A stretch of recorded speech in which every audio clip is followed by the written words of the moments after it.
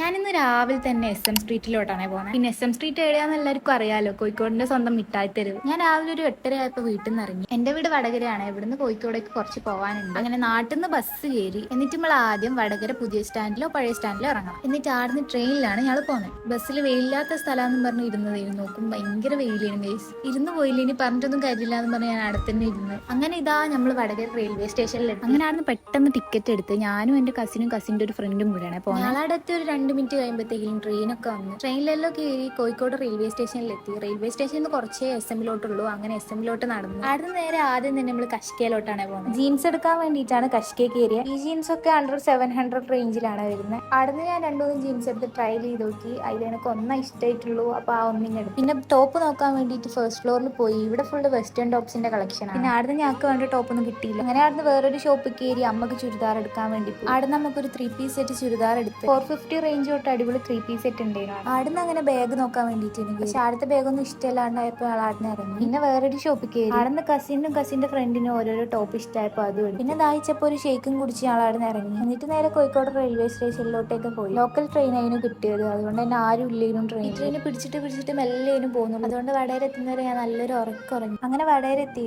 അടന്ന് ഞങ്ങൾ പഴയ സ്റ്റാൻഡിലോട്ട് നടന്നു. ഭാഗ്യത്തിന് സ്റ്റാൻഡിൽ ബസ് ഉണ്ടായിരുന്നു. അങ്ങനെ അതിൽ കയറി. ബസ് എടുത്ത് കുറച്ച് കഴിയുമ്പോഴത്തേക്കും തന്നെ നല്ല മഴ ഉണ്ടായിരുന്നു. പിന്നെ ഞാൻ വീഡിയോസ് ഒന്നും എടുത്തില്ല. അപ്പൊ ഇന്നത്തെ വീഡിയോ ഇത്രയേ ഉള്ളൂ ഗൈസ്. അപ്പൊ വീഡിയോ ഇഷ്ടമായിട്ടുണ്ടെങ്കിൽ do like, share and subscribe. By.